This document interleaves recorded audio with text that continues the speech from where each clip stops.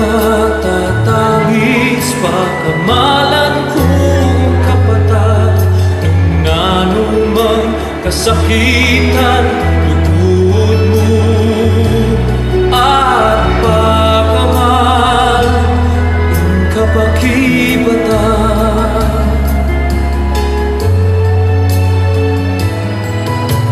Sinlag neing alto alarang talumpo, ing suluning puso lilinis king dusat sukal kilug. O balen, tikdo na ka, lundag na kagulisak ka, idamungan agnanagnan.